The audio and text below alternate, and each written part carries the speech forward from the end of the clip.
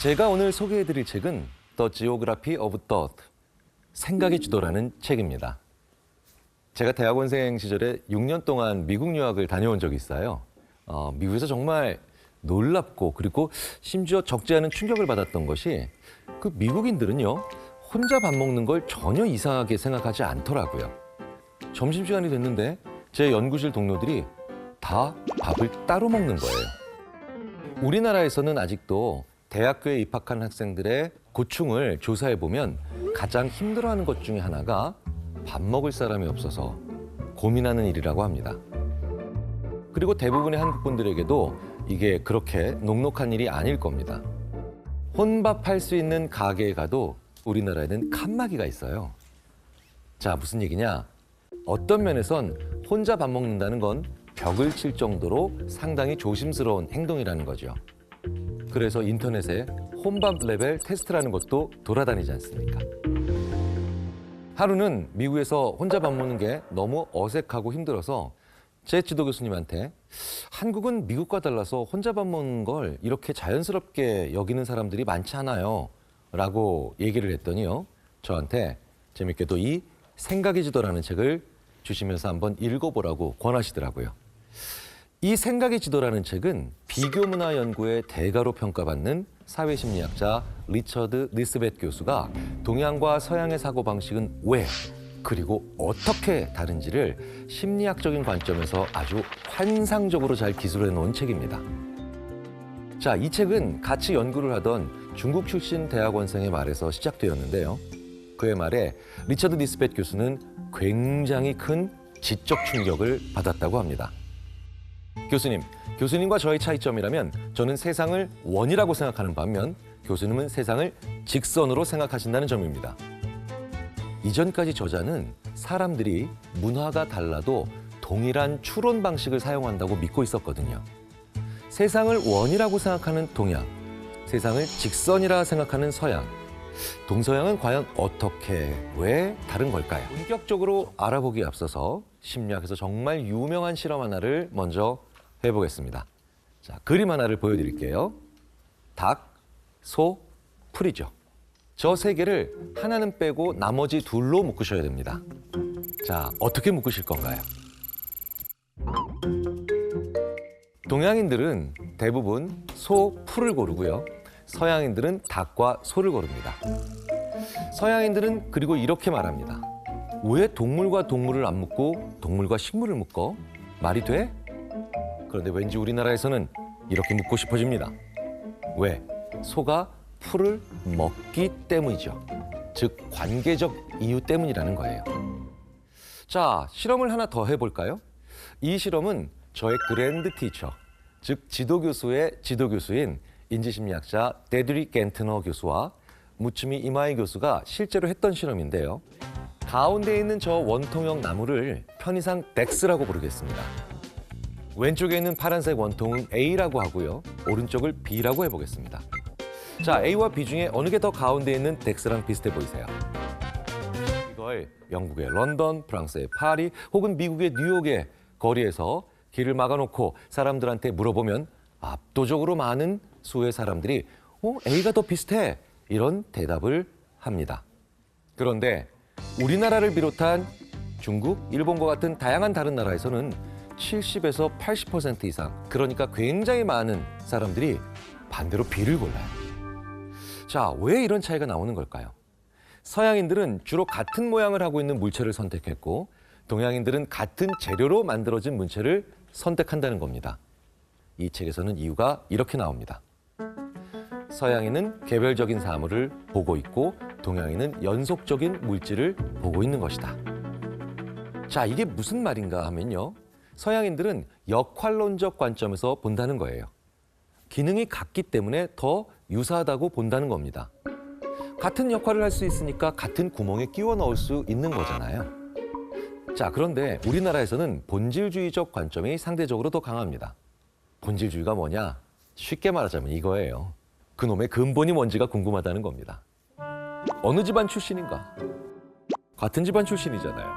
그러니까 역할은 달라도 맥락, 근본 이런 측면이 강조돼서 사물을 본다는 겁니다.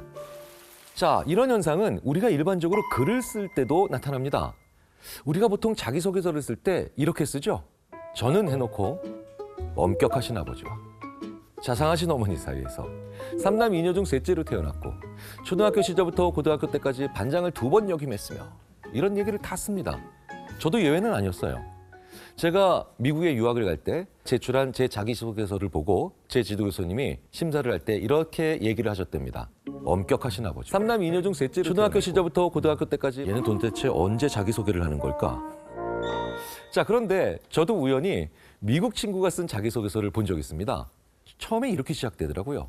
저는 해놓고 27세에 활발한 성격에 컴퓨터 프로그래밍 능력이 뛰어난 데니스라고 합니다. 제가 이걸 보고 뭐라고 했는지 아십니까? 되바라진 인간 아니야. 자기소개서에서 순 자기 얘기만 하고 있어. 자기소개서인데요. 자, 이게 어떻게 보면 모순적이지만 우리가 각자의 문화에서 자기소개서에서 보고 싶은 그 사람의 얘기가 다르다는 거예요. 동양인들은 보통 주로 나는 친구들과 노는 것을 좋아한다. 이렇게 자기가 속해 있는 사회적 맥락을 사용해서 대답을 하거나 혹은 자신의 사회적 역할에 대해서 많이 언급을 하죠. 그런데 이것과는 반대로 서양인들은 주로 나는 친절하다. 혹은 나는 근면한 사람이다. 이렇게 성격을 얘기하는 형용사를 사용해서 자기의 행동을 서술한다는 겁니다. 우리는 그 사람에 대해서 알고 싶어 할 때 그 사람의 관계, 그 사람의 다양한 배경을 알고 싶어 하죠. 그 사람이 어떤 맥락 속에 있는 사람인가. 그래서 우리는 이런 표현을 굉장히 자주 쓰죠. 너가 아버지 뭐 하시노? 이걸 제가 실제로 서양 후배들한테 얘기를 해줬더니 그게 지금 왜 여기서 나와야 되는 질문이냐고 이유를 모르더라고요.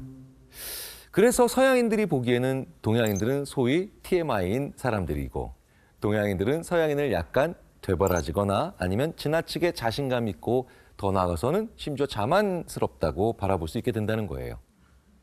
동양 문화권에 있는 사람들은 통합적 사고, 대상 간의 관계성 혹은 맥락에 기초해서 내가 판단해야 하는 대상과 그 대상을 둘러싸고 있는 주변을 하나로 묶어 사고하는 것을 기본으로 하는 반면 서양인들은 분석적 사고, 주변에 있는 이런 다양한 맥락보다는 그 대상 자체에 집중적으로 투자해서 사고하는 방식을 더 선호합니다. 이러한 동서양의 사고방식 때문에 광고계에서 우픈 일화가 하나 있었죠. 책에서도 소개된 내용인데요. 일본의 한 자동차 회사가 고급 세단을 미국에서 광고합니다. 그런데 이 광고 속에서 아름다운 자연 풍경을 계속 보여주고 맨 마지막에서야 그 자동차의 이름을 내보냈다고 합니다. 어떻게 됐을까요? 이 광고는 미국에서 별로 성공하지 못했고요. 대신 나무나 바위의 판매고만 증가했다고 합니다. 자연과 하나가 되는 메시지는 서양인들에게 덜 매력적이었던 거죠. 미국의 자동차 광고는 대부분 그 차가 어떤 기능을 가지고 있고 코너링은 어떤지, 제동 능력은 어떤지 이렇게 처음부터 끝까지 개별적인 기능을 열거하기 때문에 광고에서 자동차가 확실히 주인공인 경우가 대부분입니다. 우리나라의 자동차 광고 중에 드라마 미생의 주인공인 장그래가 등장하는 광고가 있습니다. 앞부분에는 장그래의 회사 생활이 계속 보여져요. 그리고 마지막쯤에 차가 달리는 모습이 나옵니다. 거기서 장그래가 이렇게 얘기해요. 나만의 완생을 향해. 내가 완생을 향해 가려면 뭔가 이 차와 함께 해야 할 것 같은 그런 기분이 들어요. 당장 달려가서 이 차를 사고 싶은 마음이 든다는 거죠. 아마 이 광고는 더 이해 못했을 겁니다. 실제로 저는 이 광고를 연구하는 심리학자인 제 미국인 동료와 본 적이 있어요. 저는 그 친구에게 이렇게 얘기했죠. 이 광고가 정말 잘 만든 광고야. 그 광고가 뭐냐고요? 요즘 어떻게 지내냐는 친구의 말에 엔저로 대답했습니다. 그 장면에서 제가 번역을 해줬는데 번역하니까 정말 이상하더라고요. 요즘 어떻게 지내냐는 친구의 말에 How are you? 엔저로 대답했습니다. 엔저. 아니, How are you의 저건 무슨 뜻이야? 무슨 광고가 이래? 그런데 우리가 보기에는 그 당시에 너무 센스 있고 괜찮았던 광고였죠. 주변 맥락보다는 사물에만 초점을 맞추는 서양의 사고방식과 관계와 맥락을 중요시하는 동양의 사고방식의 차이를 정말 뚜렷하게 보여주고 있는 겁니다. 이렇게 상황 환경을 더 중요하게 여기는 동양과 성격 특질을 더 중요하게 여기는 서양의 차이가 뚜렷이 보이는 예라고 할 수 있습니다. 서양인들은 과거를 기억할 때 자신을 주인공으로 해서 회상하지만 동양인에게는 그런 경향이 약하게 발견된다. 언어를 연구하는 심리학자들은 영어를 이렇게 얘기합니다. 영어는 have language다. have를 참 많이 쓴다는 거예요. 나 돈 있어. 이거를 I have money라고 하죠. 심지어 물질이 아닌 걸 표현할 때도 have를 자주 사용합니다. 나 아무 생각 없어. 이럴 때도 I have no idea죠. 그리고 나는 꿈이 있다. I have dream이에요. 네. 심지어는 감기 걸렸다조차도 I have a cold예요. 근데 우리는 감기에 걸리는 거죠. 가지는 게 아닙니다. 그런데 서양인들은 cold를 가지는 거라고 표현하지 않습니까? 이게 왜 그럴까요? 바로 사람이 주체이기 때문이에요. 그래서 인지심리학적 관점을 봤을 때 have language가 굉장히 자기중심적인 언어라는 추론이 가능해집니다. 달라도 너무 다른 이 동서양의 세상을 바라보는 시선, 이 차이는 어디에서 왔을까요? 동양과 서양의 사고방식이 왜 이렇게도 다른지 궁금해서 한 중국 철학자에게 그 이유를 물어본 적이 있었다. 그 철학자는 농담조로 그야 서양에는 아리스토텔레스가 있었고 동양에는 공자가 있었기 때문 아니겠소? 라고 대답하는 것이었다. 리처드 니스벳은 동서양의 사고방식 차이의 가장 근본적인 출발점은 고대 중국과 그리스의 서로 다른 생태 환경이라고 말합니다. 고대 중국의 자연 환경은 대체로 농지와 낮은 산들로 이루어져 있어서 농경에 적합했고요. 중앙 집권적 권력 구조에 유리했다는 겁니다. 이로 인해 농사가 발달했고 자연스럽게 공동 작업이 필수가 됐기 때문에 조화로운 인간관계를 중시하게 되었다는 거예요. 그래서 그들에게 행복이란 화목한 인간관계를 맺고 평범하게 사는 겁니다. 모든 것들이 서로 연관되어 있다는 믿음 때문에 중국인은 어떤 사물이든지 주변 맥락에 따라 변할 수 있음을 당연하게 여겼다고 합니다. 반면 고대 그리스는 해안가와 산으로 이루어진 지형 특성상 사냥, 수렵, 목축, 무역이 발달했습니다. 그리고 이런 일은 사실 협동보다 개인적 역량이 더 중요하겠죠. 그래서 개인의 자율성이 강조되었고 자연스럽게 논쟁의 문화를 꽃피우게 됩니다. 그래서 이들에게 행복이란 자신의 자질을 자유롭게 발휘하는 것이 된 거죠. 제가 제일 싫어하는 이론이 있습니다. 이른바 더러운 피 이론이에요. 이 더러운 피 이론은 우리의 머릿속에서 굉장히 강하게 작용하는 경우가 많습니다. 쉽게 예를 들어볼까요? JTBC 드라마 스카이캐슬에서 예서가 엄마의 가난했던 과거를 알고 이런 말을 하죠.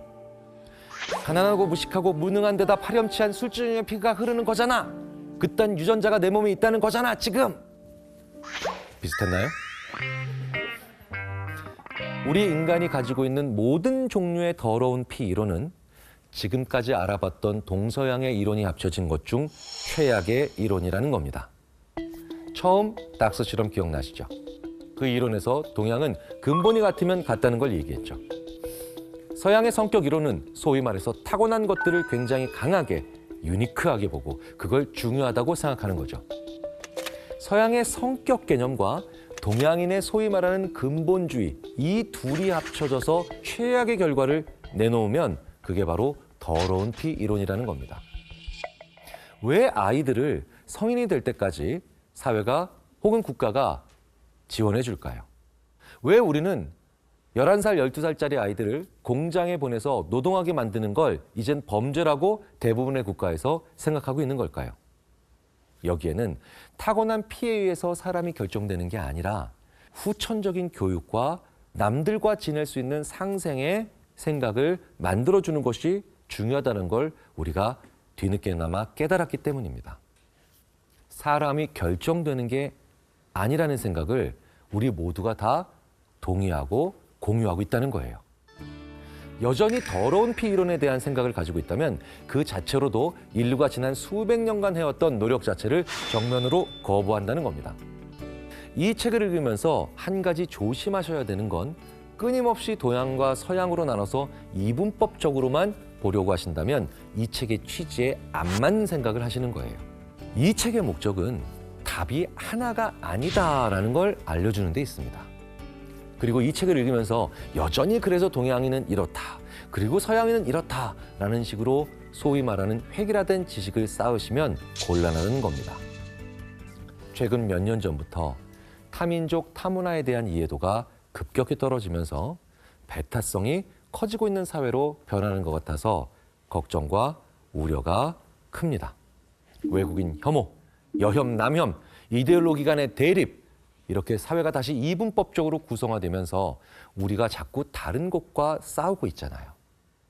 나와 다르다는 걸 인정하지 못하는 사람이 되어가고 있어요. 21세기 초반까지 다양함을 인정하면서 가다가 왜 우리가 다양성을 오히려 더 인정하지 못하고 인정받지 못하는 그런 과거로 회귀하는 듯한 느낌이 드냐는 거예요.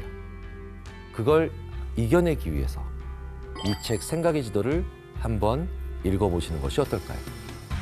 우리가 얼마나 다른지, 우리 한 사람 한 사람이 얼마나 다른지를 한번 생각해보고 그걸 인정하는 계기가 됐으면 좋겠습니다.